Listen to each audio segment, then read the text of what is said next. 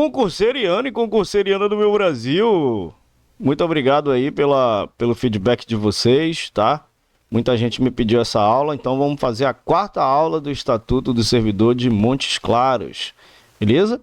Se você gostar dessa aula, por favor, eu peço que você deixe seu like, deixe também o seu comentário e se inscreva no canal para você sempre receber as notificações quando a gente postar uma aula nova, beleza?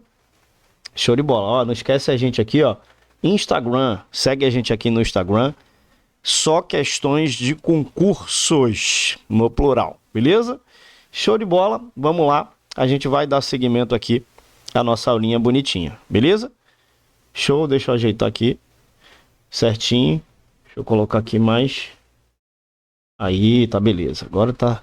Então a gente vai falar aqui das licenças, que é um assunto muito recorrente em prova, tá? Então a gente vai falar aqui das licenças. Então vamos lá, vamos direto ao ponto, sem enrolação, ok?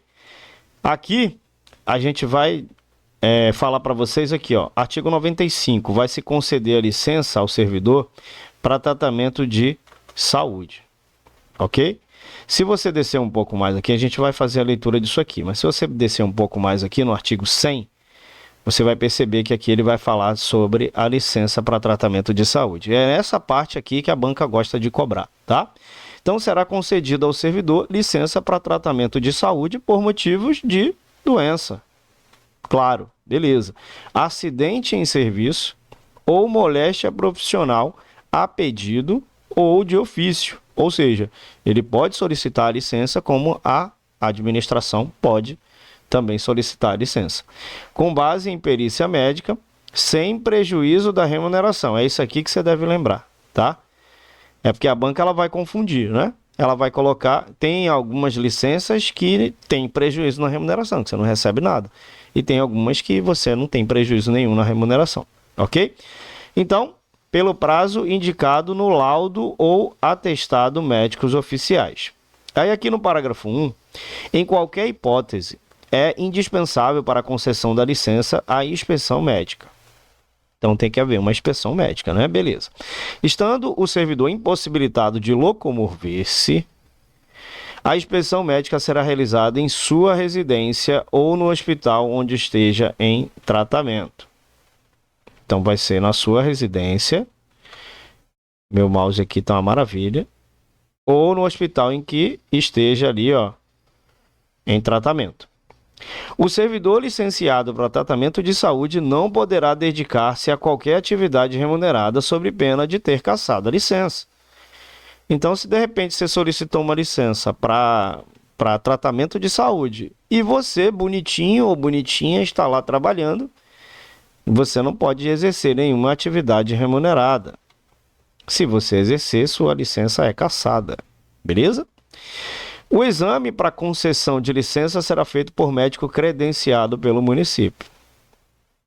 Beleza? Isso aqui tudo é questão de prova. Sempre estude como se você tivesse uma empresa que cria questões, né? Aí você, poxa, a banca pode solicitar algo relacionado a isso, né? O atestado ou laudo passado por médicos do trabalho só produzirá efeitos depois da homologação pela Secretaria Municipal da Administração, Então, isso aqui já é uma outra questão de prova, tá vendo? Pela Secretaria, vai passar por onde, né, o atestado? Ele vai passar primeiro, ele vai ser homologado primeiro pela Secretaria Municipal de Administração. Aí a banca pode colocar Secretaria Municipal de Saúde, né? Secretaria Municipal de outra coisa lá que ela quiser colocar, mas presta atenção nessas informações. Aqui, ó, as licenças superiores a 15 dias dependerão de exame do servidor por médio do Instituto de Previdência ao qual estiver vinculado. Mano, isso aqui já pode ser, né? A gente já é muito acostumado a fazer questões de prova, então a gente já sabe mais ou menos como que vai pegar, né, nessas questões aqui. Então, muito provavelmente, a banca pode colocar uma questão falando sobre isso daqui, ó. Ele está falando aqui que aqui é o Instituto de Previdência, com licenças superiores a 15 dias. Aqui já está falando da Secretaria Municipal de Administração. Então, sempre faça a leitura com calma, para você ir pegando as palavras-chave, tá? No curso da licença, poderá o servidor requerer exame médico caso se julgue em condições de reassumir o exercício. beleza? Ele pode requerer ali, ó, um exame médico, ok? Considerado apto em exame médico, o servidor licenciado assumirá o exercício de suas funções sob pena de se apurarem com faltas injustificadas os dias de sua ausência. A licença a servidor acometido por doença prevista no parágrafo 9 do artigo 49 dessa lei será concedida com base nas conclusões da medicina especializada, quando o médico não concluir pela concessão imediata da aposentadoria. Beleza? A licença para tratamento de saúde é disciplinada em decreto. Ó, aqui também pode ser uma questão de prova, que ela pode colocar, né? A licença para tratamento de saúde é disciplinada em lei, é disciplinada em medida provisória. Então, já fica ligado aqui nessas palavras-chave, ok? Aí aqui ele vai seguir, eu estou seguindo aqui, ó. Eu estou seguindo aqui essa ordem aqui, ó. Quando acidentado no exercício de suas atribuições ou acometido de doença profissional. Então, isso aqui é quando que o servidor pode tirar uma licença, tá? Então, seguindo aqui essa ordem, ó, de licença por motivos de pessoa da família. No caso aqui, esse 1 e 2 equivale a esse daqui, que a gente acabou de ler, né? Quando acidentado no exercício de suas atribuições ou acometido de doença profissional, por motivo de doença em pessoa da família.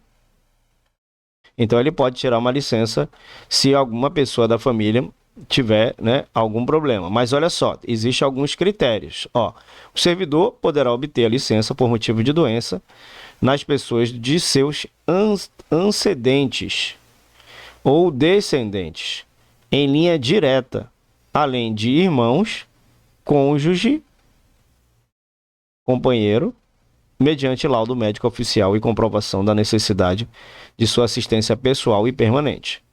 Então, precisa existir, ele vai até falar de uma regra em que a pessoa que está recebendo esse tratamento precisa da sua presença de forma indispensável. Por exemplo, vamos supor que sua esposa teve um acidente e ela quebrou os 2 braços, ou seu esposo.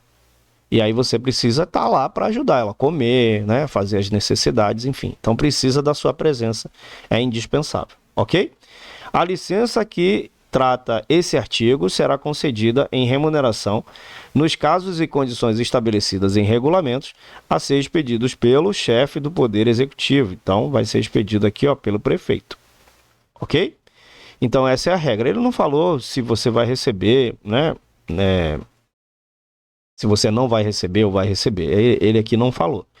Aí aqui mais embaixo é a licença a gestante e adotante, licença paternidade. Isso aqui tem informações importantes, ó. Será concedido licença à servidora gestante por 120 dias consecutivos. Então, a gestante ela vai tirar uma licença por 120 dias consecutivos. Então, 30, 60, 90, 120. São 4 meses aí de licença. Aí ele fala aqui que é sem prejuízo da remuneração. Então, ela vai receber a remuneração normalmente. A licença poderá ter início no primeiro dia do 9º mês de gestação.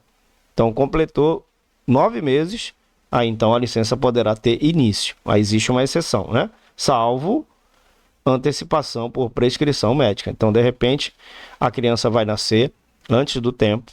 Se tiver uma prescrição médica, ela pode tirar, né, no início ali, perto do bebê nascer. No caso de nascimento prematuro, aqui, ó, a licença terá início a contar do parto. Ok? No caso de nane morto, decorridos 30 dias do evento, a servidora será submetida a exame médico e, se julgada apta, reassumirá o exercício. No caso aqui é uma criança que nasce morta, tá? No caso de aborto atestado por médico oficial, a servidora terá direito a 30 dias de licença remunerada. Então, no caso de aborto, com autorização do médico oficial. Ok? Aí vai ser 30 dias de licença remunerada. Então, gravar esses detalhes aqui, porque é aqui que a banca vai te pegar. Ela pode até te cobrar aqui o início do artigo, o caput do artigo, né? Mas sempre fique atento também aos parágrafos que também tem informações legais. Aqui, ó. No caso de adoção pelo nascimento ou adoção de filhos, o servidor terá direito à licença paternidade de 5 dias consecutivos. Então, grave essa informação aqui, tá? 5 dias no caso de nascimento ou adoção de filhos. Então, o pai, ele tem direito a 5 dias. Para amamentar o próprio filho até a idade de 6 meses, a servidora lactante terá direito durante a jornada de trabalho, a intervalos de 30 minutos por turno para amamentar o filho. A servidora que adotar ou obtiver guarda oficial de criança até 1 ano de idade, serão concedidos 60 dias de licença remunerada. Então, aqui é no caso de adoção, tá? Ou obtiver guarda aqui, ó, judicial. Beleza? Então, grava essa informação aqui no seu coração. Então, aqui é no caso de adoção. 60 dias de licença remunerada. No caso de adoção ou guarda judicial de criança com mais de 1 ano e menos de 6 anos de idade, o prazo de que trata esse artigo será de 15 dias. Então, aqui no caso de adoção ou guarda judicial de criança com mais de 1 ano e menos de 6 anos de idade, tá? O prazo que trata esse artigo é de 15 dias. Então, em vez de ser 60 dias, vai ser 15 dias no caso de crianças com mais de 1 ano e menos de 6 anos de idade. Beleza. Licença aqui, ó, para tratamento de serviço militar. A gente está seguindo aqui essa ordem aqui. Ó, já falou da gestação, né, em razão de paternidade, guarda judicial, e agora serviço militar. Vamos lá. Então, o servidor que for convocado para o serviço militar e outros encargos de segurança nacional será concedido licença com vencimentos. Aqui, ó. Observe que aqui é com vencimento. Vai ter licença que é sem vencimento, tá? Ou remunerações integrais. A licença será concedida mediante comunicação por escrito do servidor ao chefe ou diretor da repartição de lotação, acompanhado de documento oficial que comprove a incorporação. Dos vencimentos ou remuneração, descontar-se-á a importância que o servidor perceber na condição de incorporado, salvo se optar pelo saldo do serviço militar, pelo soldo do serviço militar. Então, dos vencimentos, ele vai descontar a importância que o servidor percebe na condição de incorporado. O servidor desincorporado reassumirá dentro de 30 dias consecutivos o exercício do seu cargo sob pena de perda de vencimentos ou remuneração e se a ausência excedesse aquele prazo de demissão por abandono de cargo, tá? Então, aqui você foi desincorporado. Aí você tem que assumir em 30 dias. Se você não assumir em 30 dias, se a ausência exceder esse prazo, aí você é demitido por abandono de cargo. Ok? O servidor oficial que reserva das Forças Armadas será também concedida licença com vencimentos ou remunerações integrais durante os estágios previstos nos regulamentos militares, quando não perceber qualquer vantagem pecuniária pela convocação. Quando o estágio for remunerado, assegurar-se-á ao servidor o direito de opção. Ok? Maravilhas, então, respira, calma, tudo vai dar certo. Vamos seguir aqui com calma, tá? Lembrando que se você estiver gostando dessa aula, por gentileza, deixa aqui o seu comentário, né? Deixa a sua curtida e se inscreve no canal aqui para você receber as notificações, beleza? Dá licença para tratar de interesses particulares. Então, vamos lá, artigo 109. Ele vai dizer aqui que o servidor estável, ou seja, você já passou aqui do estágio probatório, né? Já tem estabilidade. Poderá ser concedida a critério da administração licença sem remuneração. Então, lembre-se, a licença para tratamento de particulares, para interesse particular, é sem remuneração. Ok? Ok. Para tratar de interesses particulares, pelo prazo de até 2 anos. Então, você tem 2 anos aí consecutivos de licença. Claro que você não tem remuneração, né? Prorrogável por igual período. Então, pode chegar até 4 anos de licença. Protocolado o requerimento, devidamente instruído, o servidor deverá aguardar em exercício por 15 dias consecutivos a concessão da licença. Então, primeiro vai protocolar o requerimento, né? Vai protocolar o requerimento, o servidor vai aguardar trabalhando, né? por um prazo aqui, ó, de 15 dias consecutivos. Vencido o prazo previsto no parágrafo anterior e não publicado o respectivo ato, o servidor será liberado sem remuneração pelo período solicitado. Tá? Show de bola. A licença, então ele será liberado para tirar a licença, tá? A licença poderá ser interrompida a qualquer tempo a pedido do servidor ou no interesse do serviço. A concessão da nova licença somente ocorrerá após decorrido o período de efetivo exercício igual ou superior ao da licença anterior. Não se concederá ao servidor, licença, não se concederá licença ao servidor que esteja sujeito à indenização ou devolução aos cofres públicos na condição de ocupante de cargo de provimento em comissão, salvo se requerer exoneração, que esteja respondendo em processo administrativo disciplinar. Beleza? Isso aqui se referindo à licença para tratamento de interesses particulares. Aí vem aqui a licença para acompanhar cônjuge ou companheiro. Então, poderá ser concedida a licença ao servidor para acompanhar cônjuge ou companheiro que servidor público for nomeado, for mandado servir, independentemente de solicitação em outro ponto do estado, do território nacional ou no exterior, ou quando for cumprir mandato eletivo. Mandato eletivo aqui, galera, é mandato político, tá? A licença será concedida sem remuneração. Então, lembra isso daqui, ó. Lembra que interesses particulares não têm remuneração e também, ó, acompanhamento de cônjuge ou companheiro. Mediante período devidamente instruído e vigorará pelo prazo de até 2 anos. Findou esse prazo a que se refere o parágrafo anterior e persistindo as razões do afastamento, a licença pode ser prorrogada no máximo por igual período. Então, ela pode renovar, a pessoa pode renovar, por igual período e somente poderá ser renovada após cumprido igual período do efetivo exercício. Decorrido o prazo de prorrogação da licença e não tendo o servidor reassumido o exercício, poderá ser demitido por abandono de cargo mediante processo administrativo. E aí tem também da licença para tratamento de desempenho de mandato sindical ou representação. Beleza? Artigo 114.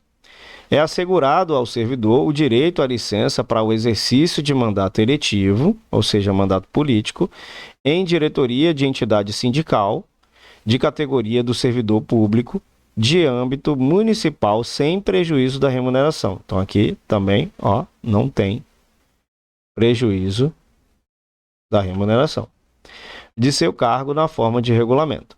Somente poderão ser licenciados servidores eleitos para cargos de direção nas referidas entidades até o máximo de 2 por entidade. A licença terá duração igual à do mandato, podendo ser prorrogada no caso de reeleição. E aqui a gente vai falar da estabilidade. Mas voltando aqui, só vamos fazer a leitura aqui. A gente deu uma pulada, né? Então aqui a gente já falou, né? Para acompanhamento de cônjuge, para desempenho de mandato eletivo, para tratar de interesses particulares, a gente falou tudo. Então o servidor não poderá permanecer em licença da mesma espécie por prazo superior a 24 meses. Então não pode permanecer em licença da mesma espécie o prazo superior a 2 anos, né? Salvo nos casos dos incisos 5, 6, 7 e 8 do artigo anterior. Findando a licença, ou seja, finalizando a licença, o servidor reassumirá imediatamente o exercício do cargo. É vedado o exercício de atividade remunerada durante o período das licenças previstas. Então, isso aqui a gente já falou. As licenças concedidas dentro de 30 dias contados do término da anterior serão consideradas prorrogação. Ok? O servidor poderá gozar de licença onde lhe convier, ficando obrigado por escrito o seu endereço, a unidade de pessoal do órgão que estiver vinculado, ok? Maravilhas, então aqui a gente já matou a parte de licenças. Então vamos falar aqui da estabilidade. Aqui no artigo 115 ele vai dizer que o servidor habilitado em concurso público, ou seja, aqueles que foram aprovados em concurso público e empossado em cargo de provimento efetivo, a gente já aprendeu, né? A gente já aprendeu que cargo de provimento efetivo é aquele que você é aprovado em concurso público, adquirirá estabilidade no serviço público ao completar 3 anos de efetivo exercício. Todo mundo às vezes confunde estabilidade com estágio probatório, né? Assim, você só adquire estabilidade depois que você passa pelo estágio probatório, né? Então, primeiro você vai lá, vai passar no concurso, vai ser nomeado, vai tomar posse, vai entrar em exercício, vai ser avaliado no estágio probatório por 3 anos e aí depois você ganha estabilidade. Como condição para aquisição de estabilidade, é obrigatória a avaliação especial de desempenho por comissão instituída para essa finalidade. Então, sempre você vai ter aí uma avaliação especial de desempenho por comissão instituída para essa finalidade. O servidor público estável só perderá o cargo, isso aqui é importantíssimo, muito importante isso aqui. São 2 formas de você perder o cargo. Aqui ele colocou 3, mas vamos lá. Em virtude de sentença judicial transitada e julgada, ou seja, não cabe mais recurso nenhum, não pode ir mais nenhuma instância, né? Então aqui já foi julgado. Se foi julgado, se ele for inocentado, ele não perde o cargo, né? Claro. Mas se ele for, né, acusado, ele perde o cargo. Mediante processo administrativo, que a gente chama de PAD, né? Que é o processo administrativo disciplinar, no qual, vou até escrever aqui, né? No qual seja lhe assegurado ampla defesa. Então, você quando, por exemplo, vai abrir um processo administrativo disciplinar, então você vai ter direito à ampla defesa. Vamos supor, você agrediu o seu chefe. E aí vai constatar lá, numa filmagem, que você agrediu porque você estava se defendendo, ou porque você agrediu ele mesmo. Então, vai haver uma sindicância, né? Vai haver uma averiguação, você vai poder se defender, e aí caso você tenha sido culpado, você provavelmente vai perder o cargo. Beleza? E mediante processo de avaliação periódica de desempenho. Então, você passa por uma avaliação periódica de desempenho para verificar sua assiduidade, se você está indo trabalhar, se você está sendo responsável, né? Na forma da lei, assegurada a ampla defesa. Também você tem direito à ampla defesa. Beleza? Show de bola. Então, aqui, ó, artigo 117. Sem prejuízo da remuneração, poderá ausentar-se do serviço no dia do seu aniversário. Então, esse dia é um dia especial, você pode faltar. Por 1 dia ao mês em casos de doação de sangue. Por 1 dia, né? Por 1 dia, a fim de se alistar eleitor. Por 8 dias consecutivos em razão de seu casamento. Então, casou, você tem 8 dias aí de lua de mel com a sua amada, com seu amado.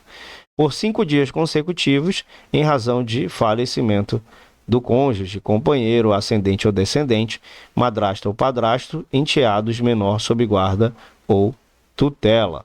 Por 3 dias consecutivos em razão de falecimento de irmãos, avós, sogras, sogro, genro e netos. Beleza? Show. Maravilha. Então aqui, né, deixa eu ver se tem alguma coisa mais legal aqui que sempre cai em provas. Aqui, essa parte aqui é importante. É vedado a acumulação remunerada de cargos públicos, exceto. Ou seja, você não pode trabalhar em dois cargos públicos, né? Aí existe uma exceção. Quais são? Em 2 cargos públicos em horários diferentes. Então, existe a exceção, a de dois cargos de professor. Ele não colocou aqui, mas isso aqui é tendo compatibilidade de horário, tá? Ele não colocou aqui, mas geralmente é o que tem no estatuto. Então, 2 cargos de professor, ou seja, você pode trabalhar numa escola de manhã, estadual, e numa escola federal à noite, enfim, ou à tarde. Então, você pode trabalhar tendo compatibilidade de horários. A de um cargo de professor com outro técnico ou científico. Então, você pode trabalhar numa escola de manhã e numa faculdade, né? Você pode ser um cientista, né? Numa faculdade à noite, então você pode trabalhar também. Há de 2 cargos ou empregos privativos de profissionais da saúde, com profissões regulamentadas.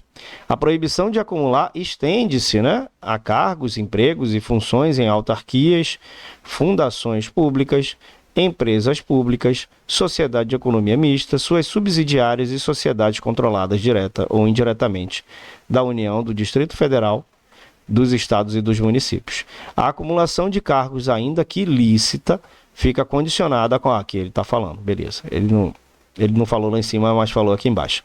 Então fica condicionada à comprovação de compatibilidade de horários, beleza?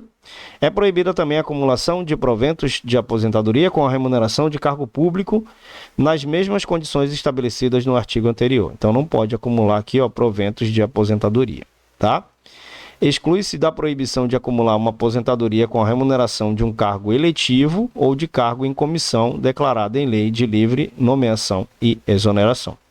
O servidor que acumular licitamente 2 cargos, empregos ou funções, quando investido em cargo de provimento em comissão, ficará afastado de ambos, podendo optar pela remuneração destes ou a do comissionamento. O servidor não poderá exercer mais de um cargo em comissão, exceto se já for ocupante de um deles, situação em que poderá ser designado para exercer interinamente outro cargo em comissão, sem prejuízo de suas atribuições, devendo optar pela remuneração de um dos cargos durante o período de interinidade. Beleza?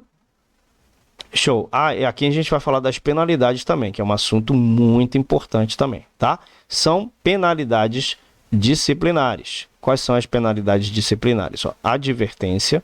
Deixa eu ver se ele vai falar da advertência aqui embaixo. Não. Mas vamos lendo aqui, tá?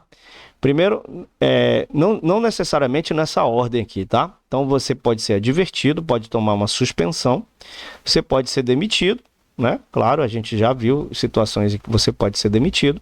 Cassação da aposentadoria ou disponibilidade. Então, de repente, você se aposentou aí com alguma irregularidade, né? Ou disponibilidade, né? Então, você pode ser cassado, a administração pode cassar a sua aposentadoria. Então, isso é uma penalidade, tá? Não confundir penalidade com vacância, com provimento, que a banca às vezes gosta de confundir. Destituição em cargo em comissão ou função gratificada. Então, pode ser uma penalidade também, beleza? Ok, deixa eu ver aqui que aqui. A advertência ela será aplicada por escrito nos casos de violação de proibição constantes do artigo 132, incisos 1 a 8, né? A 9 a 8, e de inobservância do dever funcional previsto em lei, regulamento ou norma interna que não justifique imposição de penalidade mais grave. Então, geralmente, sempre a pessoa leva uma advertência primeiro por escrito, tá?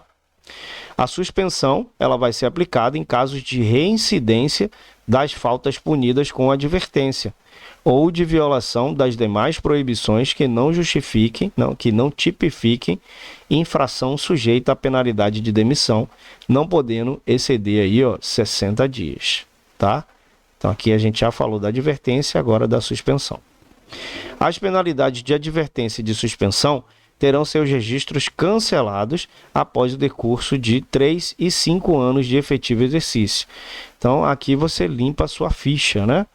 Depois desse período, respectivamente. Se o servidor não houver, nesses períodos, praticado nova infração disciplinar. O cancelamento da penalidade não surtirá efeitos retroativos. Beleza? Aí que ele vai falar que a demissão ela será aplicada nos casos de crime contra a administração pública, abandono de cargo, se eu não me engano, são mais de 30 dias consecutivos, você faltar mais de 30 dias consecutivos, desídia no desempenho de suas respectivas funções, improbidade administrativa, né? Incontinência da conduta da repartição ou fora dela quando em serviço, insubordinação grave em serviço, né? Você não obedecer às ordens do seu chefe, ato lesivo na honra ou ofensa física em serviço, a servidor ou a particular, salvo em legítima defesa própria ou de outrem. Então você não pode bater em alguém, né? A grosso modo, né? Não pode socar alguém, a não ser que você esteja se defendendo ou defendendo outra pessoa, né? Aplicação irregular do dinheiro público, revelação de segredos de que se tenha o servidor apropriado em razão de suas atribuições, lesão aos cofres públicos ou dilapidação do patrimônio público, corrupção e acumulação ilegal de cargos, também é punido com demissão e transgressão nos incisos 9 e 13 do artigo 132.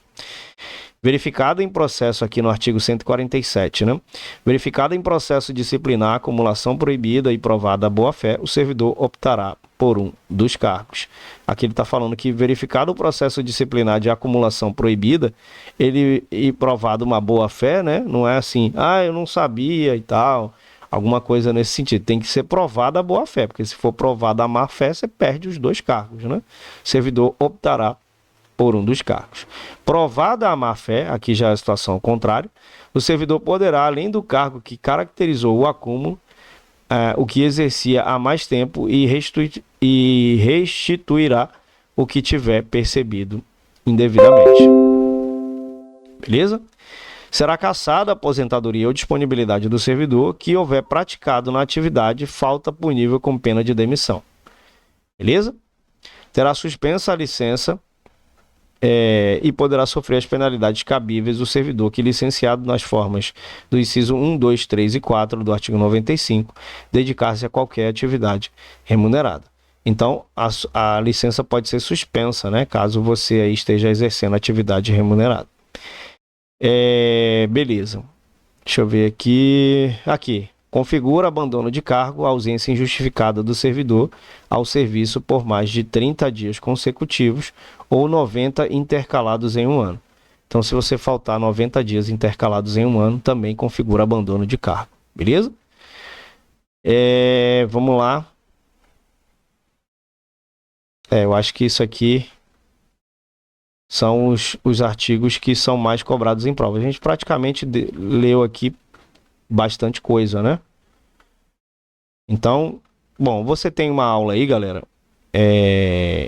Você tem uma aula que muito provavelmente, tirei aqui.